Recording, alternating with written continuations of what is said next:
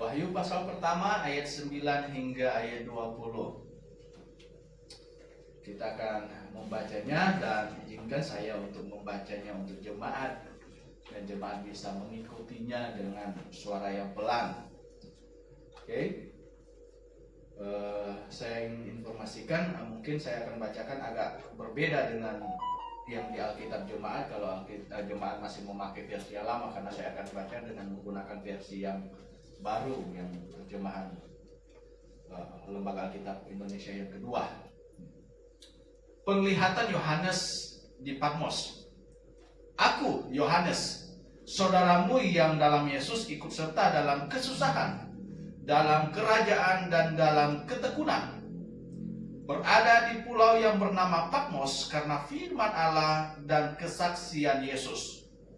Pada hari Tuhan aku dikuasai oleh Roh, dan aku mendengar dari belakangku suatu suara yang nyaring, seperti bunyi sangkakala. Katanya, apa yang engkau lihat, tuliskanlah di dalam sebuah kitab dan kirimkanlah kepada ketujuh jemaat ini: ke Efesus, ke Smyrna, ke Pergamus, ke Tiatira, ke Sardis, ke Philadelphia, dan ke Laodikia. Lalu aku berpaling, aku melihat suara yang berbicara kepadaku. Setelah aku berpaling, aku melihat 7 kaki pelita dari emas. Di tengah-tengah kaki pelita itu ada seorang serupa anak manusia, berpakaian jubah yang panjangnya sampai di kaki, dan dadanya berlilitkan ikat pinggang dari emas. Kepala dan rambutnya putih seperti bulu domba, seperti salju, dan matanya bagaikan nyala api. Kakinya berkilau bagaikan tembaga membara di dalam perapian. Suaranya bagaikan desau air bah. Di tangan kanannya ia memegang 7 bintang, dan dari mulutnya keluar sebilah pedang tajam bermata 2, dan wajahnya bersinar-sinar bagaikan matahari yang terik. Ketika aku melihat dia, sujudlah aku di depan kakinya sama seperti orang yang mati. Ia meletakkan tangan kanannya di atasku lalu berkata, "Jangan takut, aku adalah yang awal dan yang akhir, dan yang hidup. Aku telah mati, namun lihatlah aku hidup sampai selama-lamanya, dan aku memegang segala kunci maut dan kerajaan maut.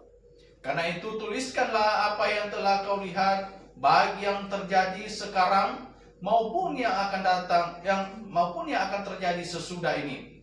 Inilah rahasia 7 bintang yang telah kau lihat pada tangan kananku, dan 7 kaki pelita emas itu. 7 bintang itu ialah malaikat 7 jemaat, dan 7 kaki pelita itu ialah 7 jemaat."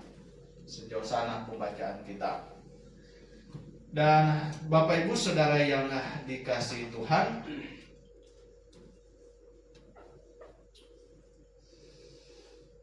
kitab Wahyu, ya ini kan menceritakan tentang kesaksian Yohanes, ya ini kita tahu bahwa ini bukan sembarang kesaksian, sampai tertulis di dalam Alkitab, karena ini diinspirasikan oleh Tuhan. Dan kesaksian Yohanes ini adalah kesaksian tentang penglihatannya, katanya ada di pulau yang bernama Patmos, ya. Dan kenapa dia di sana? Wah, ini sebenarnya dia di sana dalam posisi sedang dihukum. Dia dibuang, ya. Dia dibuang karena apa katanya? Tadi karena Yesus Kristus, ya. Karena Yesus Kristus. Nah, aku Yohanes saudaramu yang dalam Yesus Kristus dalam kesusahan, dalam kerajaan dan dalam ketekunan berada di pulau yang bernama Patmos karena katanya apa? Firman Allah dan kesaksian Yesus. Wow, karena kebenaran, ya. Karena Yesus, karena kesaksiannya tentang Yesus, karena dia memberitakan Injil, dia dibuang di pulau Patmos. Dan ketika dia di pulau Patmos, dia dipakai Tuhan untuk menjadi orang yang menuliskan kitab Wahyu, yang adalah kitab terakhir di dalam kanon perjanjian baru kita, dalam kanon Alkitab yang kita pegang. Dan ya kitab Wahyu sama seperti perjanjian lama kitab Maleakhi. Ya, kitab Maleakhi adalah kitab terakhir dalam kanon perjanjian lama. Kitab Wahyu adalah kitab terakhir dalam kanon perjanjian baru. Setelah kitab Wahyu tidak ada lagi kitab-kitab yang lain. Tidak ada lagi wahyu-wahyu dari Tuhan turun ke si A, si B dan seterusnya. Nah, ini kita bisa lihat dalam kanon perjanjian lama.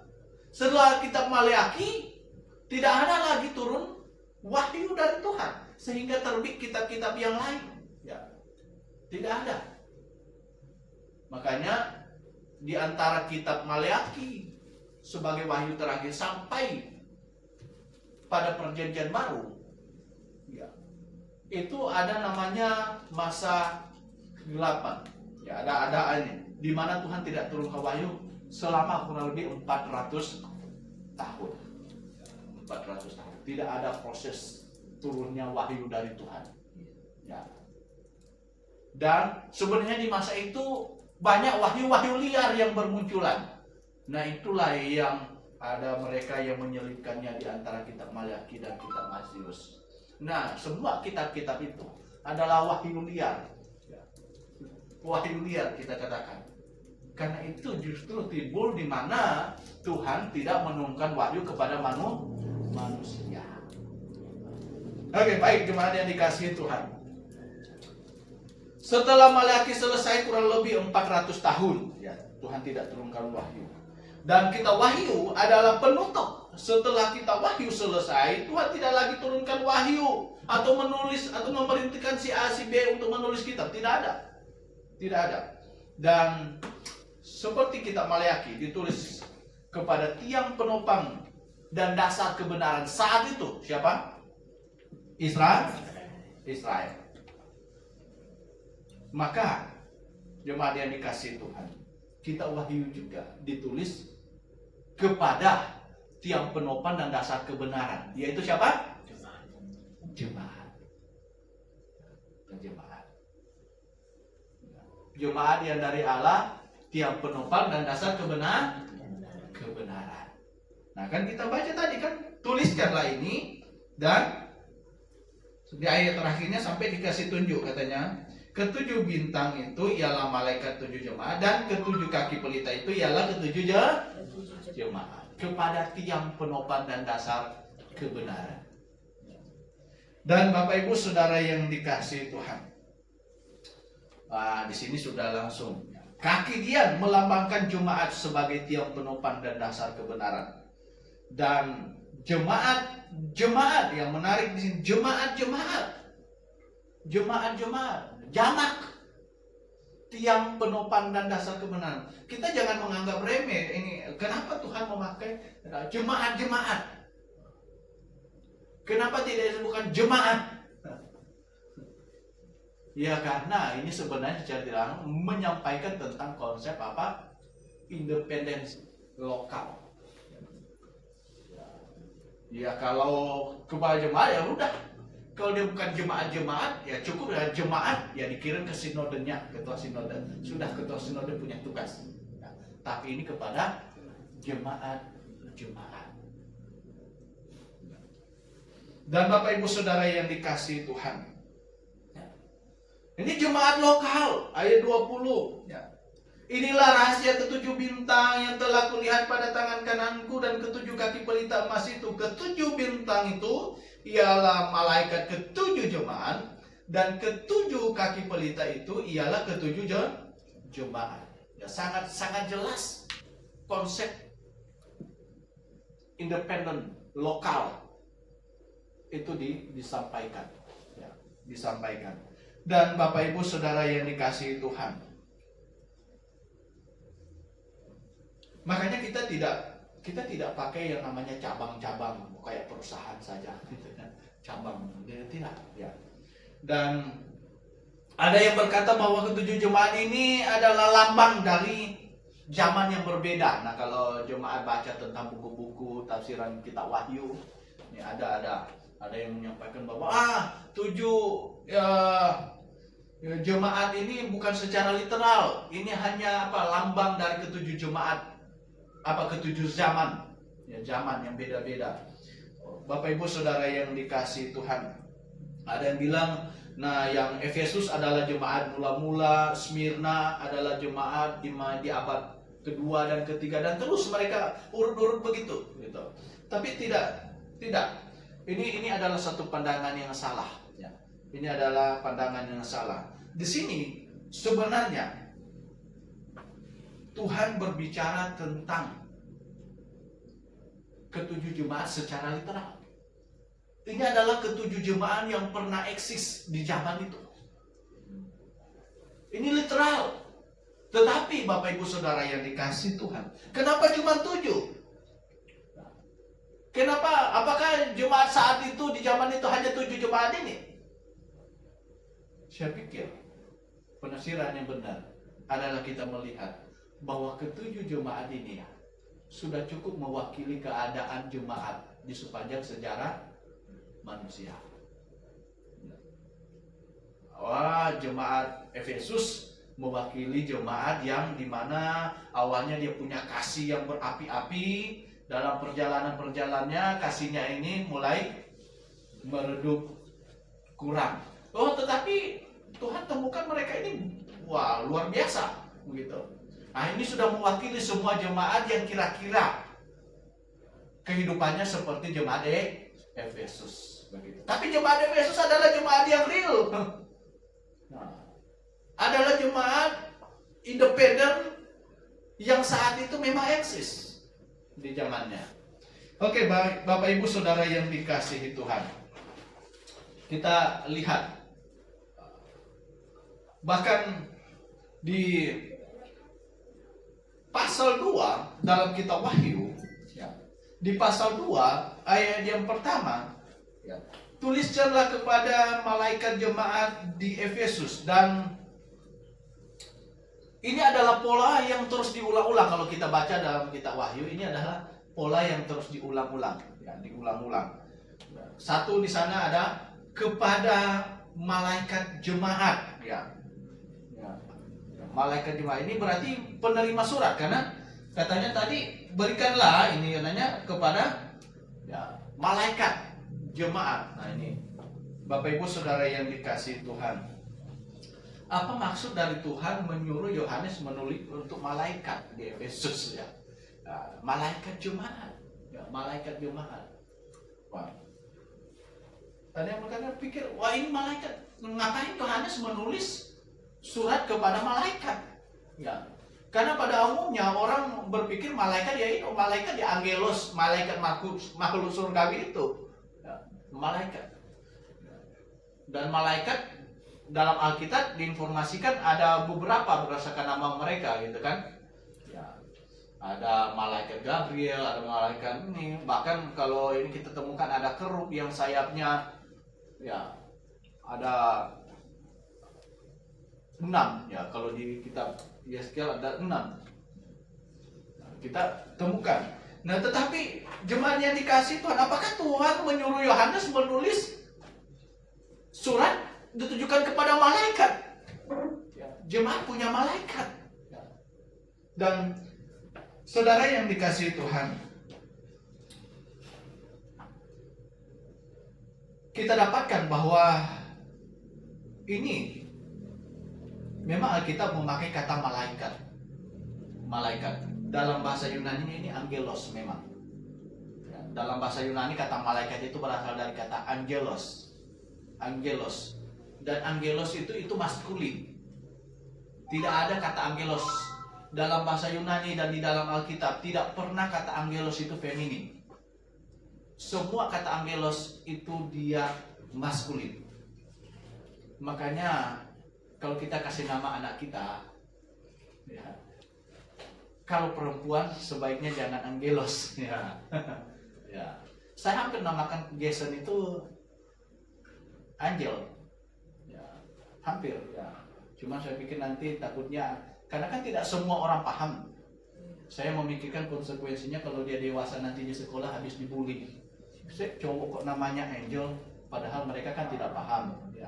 Tapi saya kan konsekuensinya nanti anak saya bisa ini. Jadi Saya pertimbangkan tidak jadi. Saya hampir kasih nama dia Angel, ya, si Jason. Nah, angel adalah maskulin, angelos. Dan Bapak Ibu Saudara yang dikasihi Tuhan, tetapi apakah kata angelos di sini mengacu kepada makhluk surgawi? Sehingga Yohanes ternyata menulis surat untuk makhluk surgawi? Oh, ternyata tidak.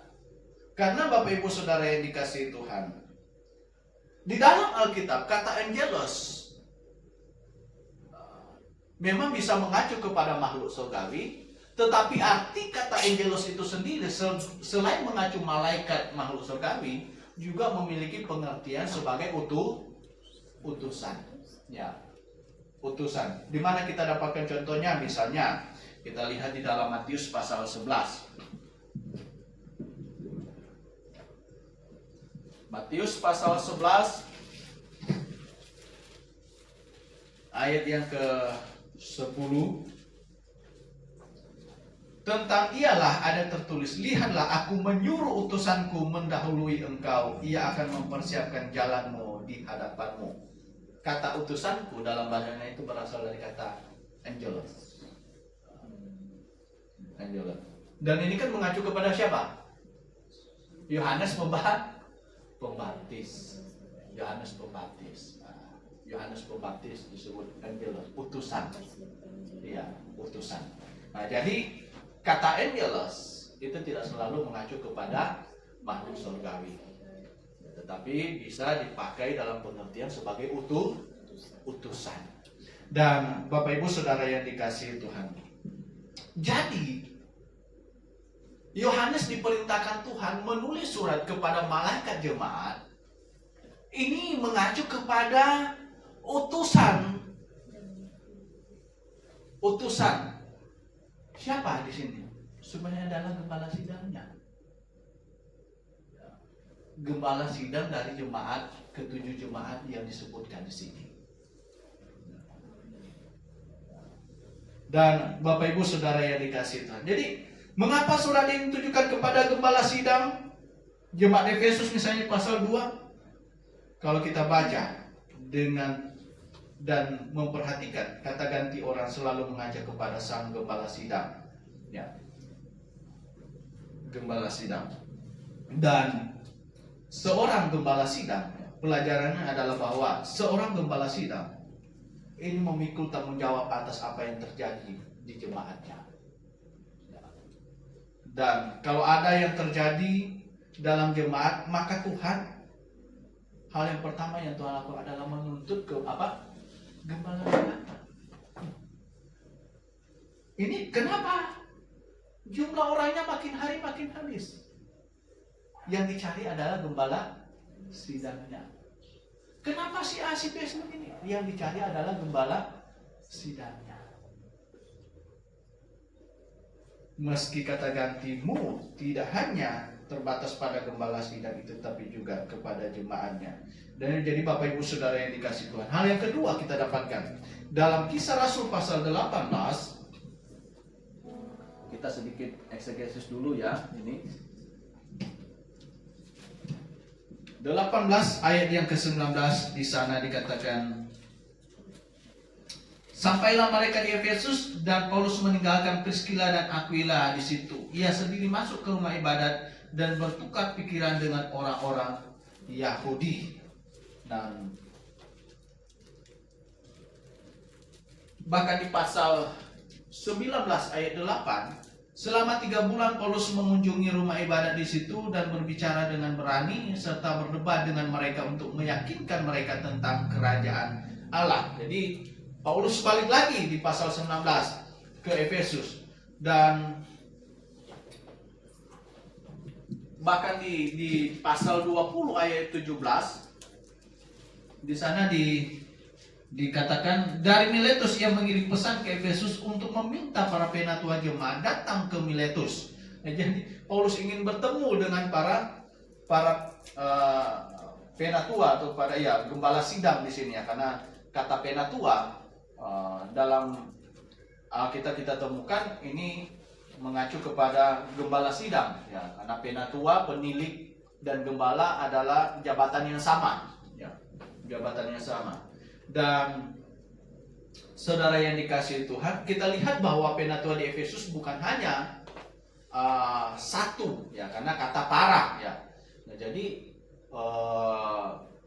kan situ para penatua, tetapi dalam kewilayahan hanya pada kata ganti mu, dan pelajaran pertama dalam satu jemaat bisa ada juga mungkin lebih dari satu penatua atau satu pendidik jemaat atau gembala. Nah, hari ini kita dapatkan misalnya di Grafe, ya, ini makanya dulunya kita mahasiswa juga, ya, kenapa di Grafe kok pakai 3 gembala? Ya, memang dari Alkitab tidak ada larangan berapa jumlah, ya.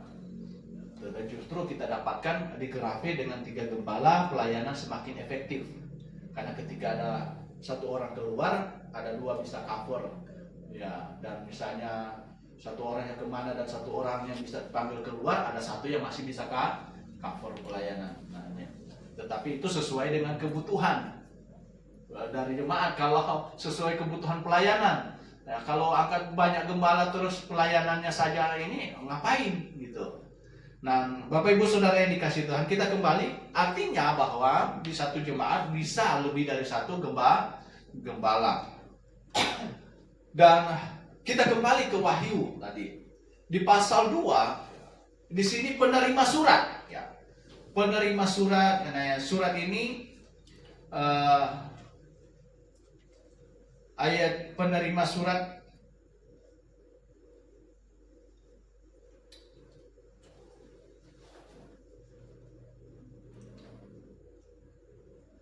di ayat 1b, ayat pasal 2 dikatakan, inilah firman dari Dia yang memegang 7 bintang itu di tangan kanannya dan berjalan di antara 7 kaki pelita emas itu. Jadi Tuhan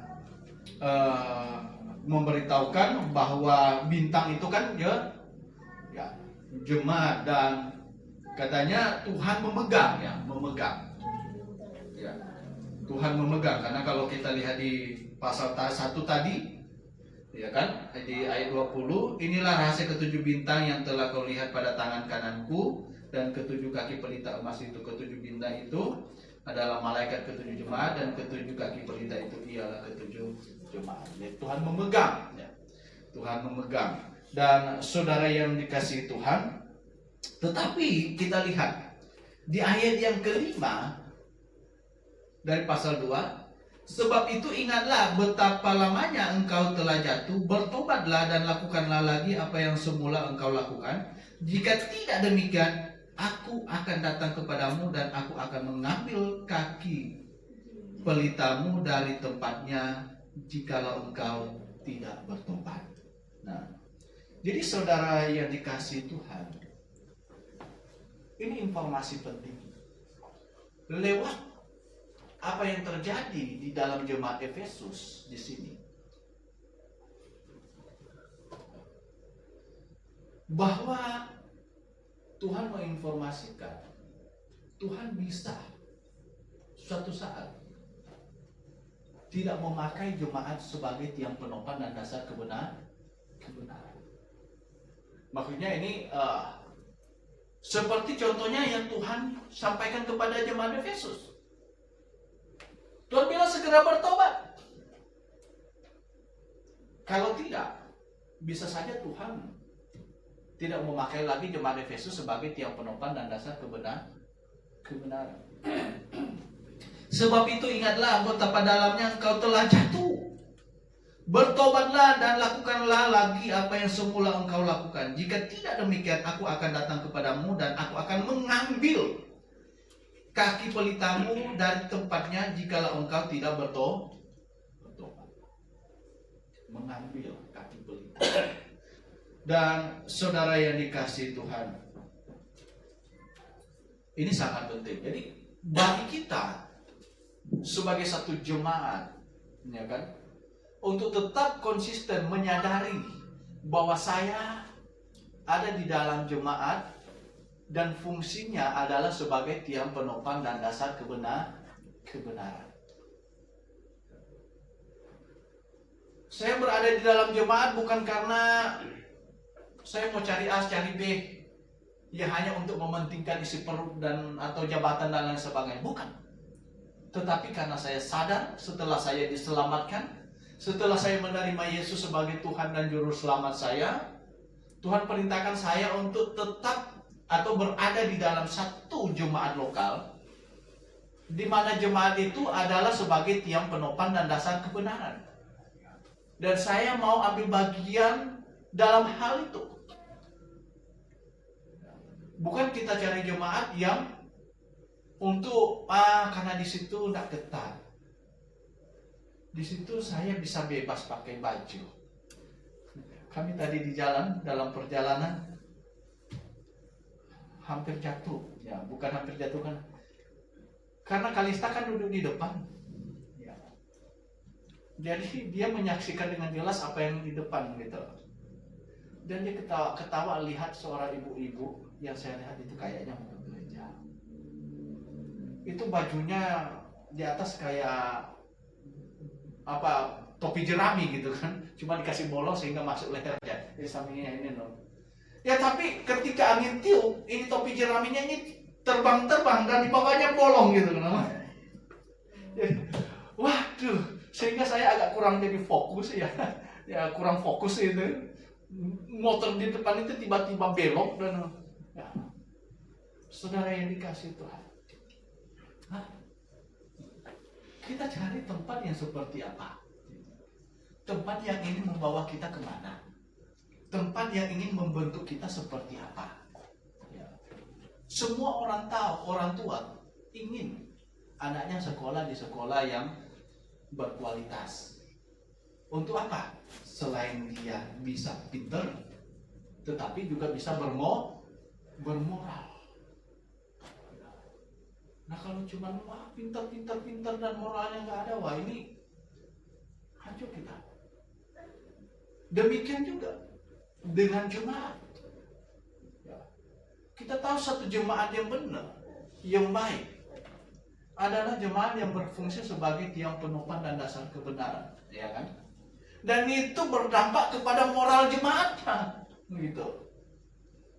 Karena dia begitu ingin betul-betul jemaat ini menjadi tiang penopang dan dasar kebenaran, maka dengan demikian jemaat, semua anggota jemaat dijaga untuk menjaga kesaksian hidup dalam hal moral, dalam hal berpakaian, dalam hal bertutur kata, dalam hal menyapa orang, dalam hal semuanya, style. Ya. Oke, kita tidak ketinggalan perkembangan zaman, tetapi juga jangan sampai yang negatifnya juga kita tiru. Ya. Dan Bapak Ibu Saudara yang dikasihi Tuhan, inilah yang kita lihat ya Tuhan kecam dari jemaat Efesus. Ya. Jemaat Efesus bilang, aku tahu. Ya, Tuhan bilang aku tahu. Ya. Aku tahu. Ya kan kamu kita baca jemaat Efesus, aku tahu segala pekerjaanmu, jeripayamu maupun ketabahanmu. Aku tahu bahwa engkau tidak dapat sabar terhadap orang-orang jahat, bahwa aku telah menguji mereka yang menyebut dirinya ini rasul, tetapi yang sebenarnya tidak demikian, bahwa engkau telah mendapati mereka pendusta. Engkau tetap tabah sabar menderita karena namaku dan tidak mengenal lelah. Meskipun demikian, aku mencelah engkau. Jadi Tuhan mencela mereka bukan karena Tuhan tidak tahu, Tuhan tahu apa yang kamu lakukan, yang lainnya itu baik. Tetapi Tuhan menemukan dengan kemahatauannya Tuhan masih melihat sehebat-hebatnya jemaat Efesus. Di sini kata bisa melihat mana itu rasul palsu, ya kan, dan bukan. Ya. Bisa melihat pekerjaan jemaat Efesus, Tuhan lihat. Tetapi katanya di sini, sebab itu ingatlah betapa dalamnya engkau telah jatuh. Tuhan melihat mereka telah jatuh. Dan kemahatauan Tuhan ini membuat tidak ada sesuatu setitik pun itu bisa tersembunyi. Aku tahu, kata Tuhan, jemaat Efesus seperti apa. Aku tahu jemaat Grafis seperti apa misalnya. Aku tahu jemaat GBA di Kayu Sule seperti apa. Nah, Tuhan tahu. Ya. Tuhan tahu. Tidak ada yang Tuhan tidak tahu. Saudara yang dikasihi Tuhan, jangan kita berpikir tidak ada yang tahu. Jadi satu penghiburan di sini adalah jangan pernah berpikir bahwa Tuhan tidak tahu bahwa kita sudah berdoa.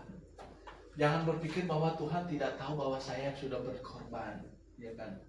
Ada yang wah saya pergi di sini, nah, saya heran juga kan di tempat lain. Terima kasih untuk keluarga si A si B telah menyumbang sekian-sekian, dikasih pengumuman di pengeras supaya yang lain tahu. Seolah-olah Tuhan tidak tahu dan kasih tahu supaya bisa tahu. Saudara, Tuhan tahu engkau sudah berkorban seperti apa. Tuhan tahu engkau sudah bergumul seperti apa. Tuhan tahu.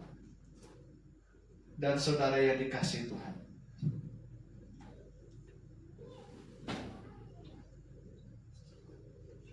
juga justru Tuhan tahu. Tuhan tahu bukan hanya semua yang positif yang kita lakukan, tetapi juga Tuhan tahu hal-hal yang negatif yang terjadi dalam hidup kita. Dan ketika kita tahu akan hal ini, seperti jemaat Efesus, Tuhan bilang apa? Bertobat. Segera bertobat. Segera bertobat. Untuk apa saya bertobat? Saya kan dosanya sudah diselesaikan semuanya. No, tidak. Benar, dosa kita sudah diselesaikan semuanya sehingga kita bisa pasti masuk surga. Tapi ini bukan berarti bahwa kita bebas berbuat dosa. Nah, ketika kita tahu bahwa kita jatuh di dalam dosa, adalah keharusan bagi kita untuk Tuhan Yesus, ampuni saya bersalah kepadamu, karena seharusnya saya hidup bagi Engkau. Dan mengapa? Karena Tuhan tahu. Pola yang selanjutnya, jemaat yang dikasihi Tuhan, yang kita dapatkan di sini, yaitu selalu ada pesan, ada pujian ya kepada jemaat-jemaat ini semuanya, ya. Ada pujian, ya. Ada kecaman, ya. Di jemaat Smyrna Tuhan muji, di jemaat Sardis ya Tuhan ada kecam, ada pujian dan ada kecaman. Di jemaat Efesus, ya jemaat Efesus ini bahkan Tuhan pertama puji, aku tahu kamu begini, aku tahu. Tapi Tuhan kecam. Bertobat jemaat Efesus. Dan saudara yang dikasihi Tuhan, beberapa pujian terhadap jemaat Efesus kita lihat di dalam ayat yang kedua dan ketiga di pasal yang kedua.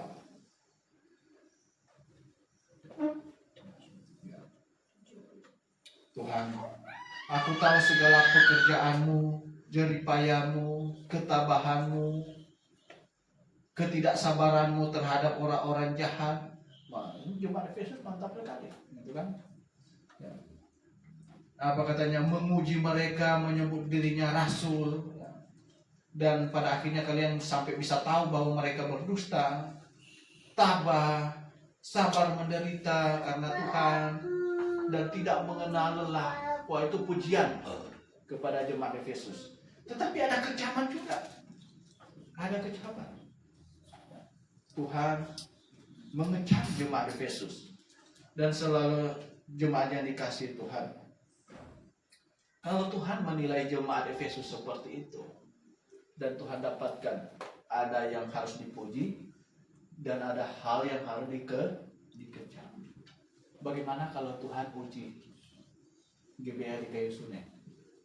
Betul nggak?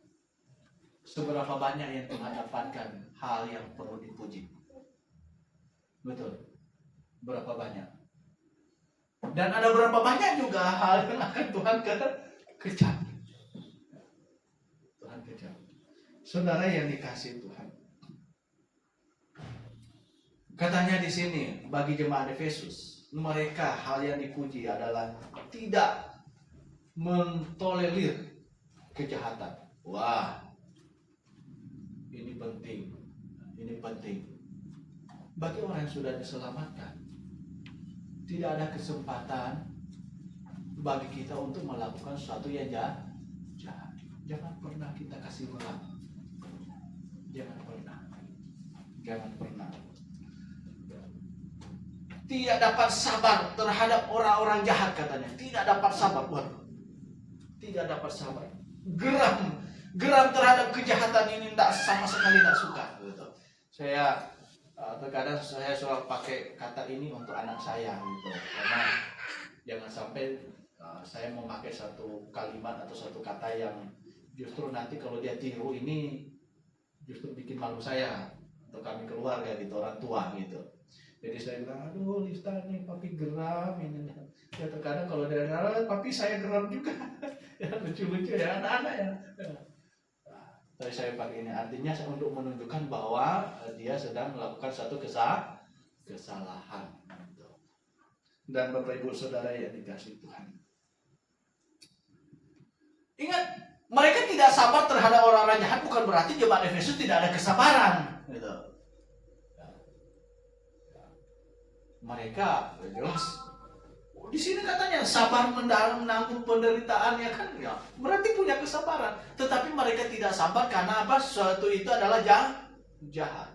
Mereka tidak mau membiarkan sesuatu yang mengakibatkan dosa itu terlalu lama-lama bertahan begitu. Nah ini baik ini ketidaksabaran yang positif. Ya, ini positif. Dan ini betul-betul membuktikan orang yang sudah lahir baru seharusnya. Jangan sampai ada orang yang menegur kita, salah, itu salah, harus diperbaiki, itu dosa. Wah, sabar kok. Wah, kita nanya-nanya ini ada apa? Ngapain dia mau bertahan di sesuatu yang sudah salah? Gitu. Sabar. Ini namanya dia sedang betah terhadap dosa. Nah Bapak Ibu Saudara yang dikasihi Tuhan. Dan kita lihat dalam aplikasinya bahwa memang ada hal-hal yang perlu kita sabari. Memang. Yaitu hal-hal yang jelas-jelas bertentangan dengan Alkitab. Jadi hal-hal yang tidak harus kita sabari. Hal-hal yang tidak harus kita sabari. Itu hal-hal yang tidak bertentangan dengan Alkitab. Hal-hal yang bertentangan dengan Alkitab. Dan saudara yang dikasihi Tuhan, bahwa ini memberitahukan kepada kita harus ada keseimbangan ya, antara kita mengasihi Tuhan dan mengaplikasikannya dengan kasih kepada orang. Harus ada keseimbangan. Kita mengasihi Tuhan, terus mengasihi Tuhan itu buktinya apa? Aplikasinya itu seperti apa? Ya sebenarnya ekspresinya adalah dengan melakukannya terhadap orang lain. Dan saudara yang dikasihi Tuhan, tentu jemaat Efesus adalah jemaat yang melakukan disiplin jemaat, ya. Disiplin jemaat. Nah, ini sebenarnya bentuk keseimbangan. Keseimbangan antara mengasihi Tuhan dan aplikasinya untuk mengasihi orang lain. Mengasihi Tuhan adalah berusaha hidup kita ini untuk menyenangkan hati Tuhan. Dan pendisiplinan itu adalah bentuk timbal baliknya, keseimbangan sebelahnya. Gitu. Bahwa karena kita mengasihi Tuhan, ekspresinya adalah dengan mengasihi orang lain. Nah, bentuk kita mengasihi orang lain adalah menegur bahwa dia jangan lama-lama dalam dosa. Seimbang. Dan saudara yang dikasihi Tuhan, sebagai suatu jemaat, kumpulan orang yang sudah sepakat untuk menanti firman Tuhan, dan jemaat Efesus melakukannya. Hal yang kedua di sana yang Tuhan puji kepada mereka, selain tidak memberikan kesempatan kepada tidak sabar terhadap kejahatan, katanya mereka menguji segala sesuatu. Menguji. Nah, tadi kita belajar tentang musik, ya kan, dalam sekolah minggu dewasa. Menguji musik yang mana yang layak di dalam Alkitab, di dalam kehidupan anak-anak Tuhan, baik di dalam jemaat, berjemaat, ataupun di dalam kehidupan kita di luar dalam konteks berjemaat.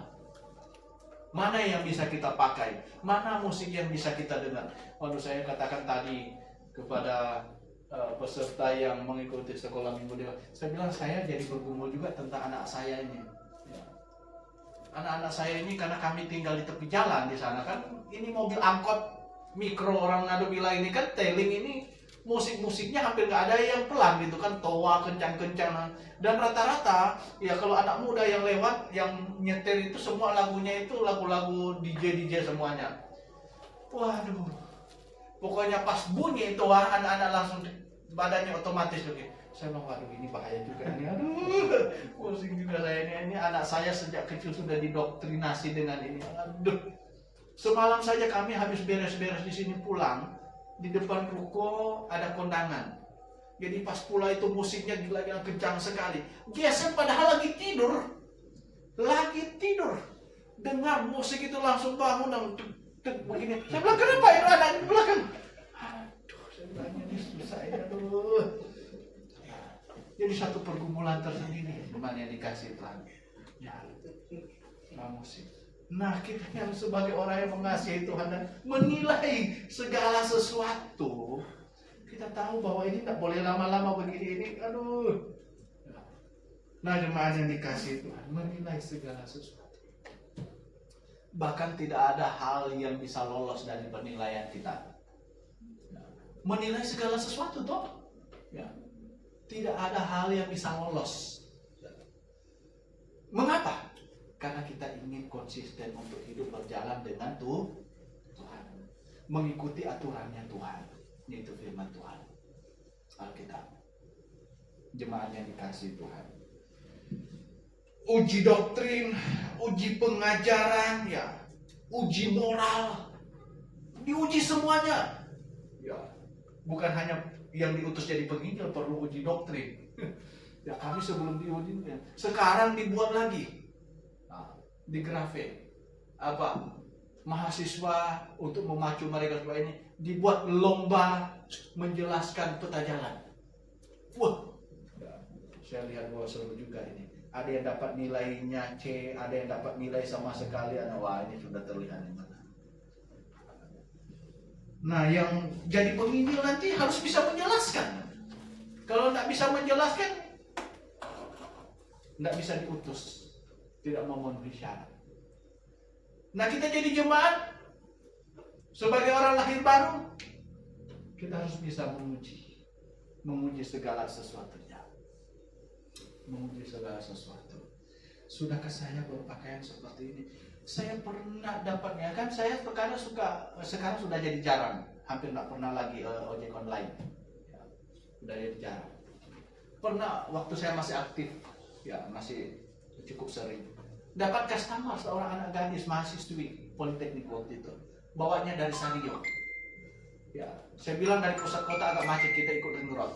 Nah, padahal sebenarnya salah satu poinnya adalah supaya perjalanan jadi panjang dan saya bisa menggili dia di jalan. Dalam perjalanan saya tanya, cewek, ya, kamu Jumatan atau Mingguan? Nah, saya kaget apa? Dua-duanya om. Saya bilang, kok dua-duanya, gimana ceritanya? Oh ya, karena mama saya Mingguan, papa saya Jumatan. Oh, jadi saya ambil absen dulu dua-duanya. Saya bilang, akhirnya saya tanya lagi lebih tegas, yang mana yang paling kamu sering pergi? Jumatan. Saya bilang, Jumatan. Kenapa?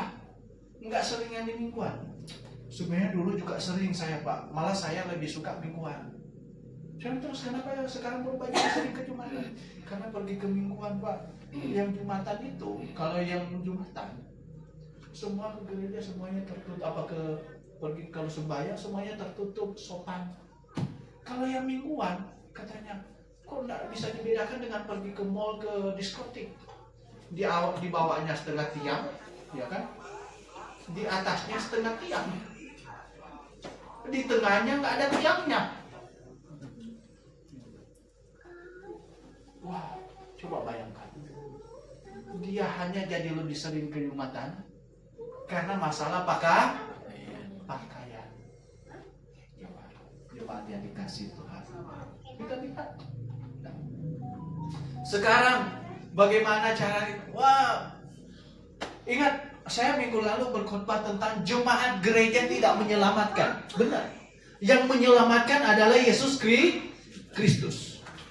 Lewat iman di dalam Yesus Kristus, seseorang bisa diselamatkan. Gereja tidak menyelamatkan.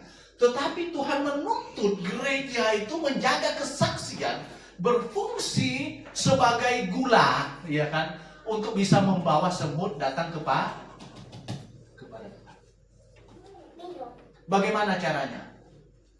Adalah menunjukkan kehidupan sebagaimana hidupnya Yesus melalui semua anggota jemaat.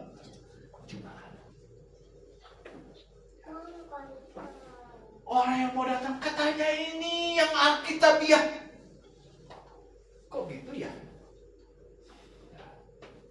Bapak Ibu Saudara yang dikasih, baik secara individu maupun keluarga. Wow, benar. Bapak rohani saya bilang, Anda hanya bisa berbangga bagi Anda yang hamba Tuhan penginjil atau gembala kalau Anda sudah terbukti ketika anakmu sudah besar. Kalau sekarang belum teruji kamu berhasil di dalam keluargamu. Saya termasuk di dalamnya. Anak-anak saya baru 1 tahun dan yang 4 tahun. Belum teruji. Ini PR besar. Bagaimana nanti mereka berusia remaja, pemuda, dan sudah besar dewasa. Saudara, apakah saya katakan, kalau di masa depan jemaat temukan salah satu anak saya atau dua-duanya anak saya nanti kurang ajar, jangankan jemaat disiplinkan saya, secara otomatis saya mundur sebagai seorang pelayan, jadi jemaat biasa. Karena bagaimana saya bisa mengajar jemaat, saya gagal dalam mendidik anak. Ini jemaat yang dikasih Tuhan.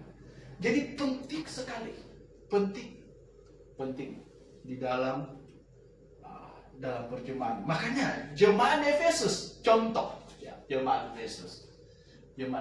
Ada hal yang Tuhan puji, jelas Tuhan puji mereka. Tetapi ingat bahwa Tuhan juga mengecam mereka. Dan yang paling ideal adalah semuanya pujian dan tidak ada kecaman. Ini yang ideal yang Tuhan inginkan. Amin. Bagaimana dengan ketika Tuhan menguji jemaat di Gibea di kayu sunen? Masih mendingan kalau Tuhan dapatkan seperti jemaat Efesus. Tetapi yang paling baik adalah jangan sampai terdapat kecaman. Ini menjadi tanggung jawab kita. Mengapa? Karena kita adalah tiang penopang dan dasar kebenaran. Jangan sampai terang itu diambil. Jangan sampai Tuhan melepaskan genggamannya dari kita. Amin. Jemaatnya dikasih Tuhan. Mari kita belajar dari kehidupan jemaat-jemaat yang ada, bukan hanya jemaat Efesus, meskipun hari ini kita banyak berbicara tentang jemaat Efesus, tapi semuanya pelajaran berharga bisa kita dapatkan dari ketujuh jemaat ini. Tapi mau bahas semuanya kan kita tidak cukup waktunya. Kiranya Tuhan memberkati kita semuanya dan hidup kita semakin baik. Kita berdoa. Bapa di surga, kami bersyukur, limpah banyak terima kasih untuk firman-Mu. Tolong kami agar kami bisa mengaplikasikan firman-Mu, sehingga kami bukan menjadi orang-orang yang setia mendengarkan saja, tetapi menjadi orang yang setia mendengarkan dan juga setia melakukan. Tolong kami, berikan kami kemampuan untuk itu semua. Di dalam nama Tuhan Yesus kami berdoa dan bersyukur. Amin.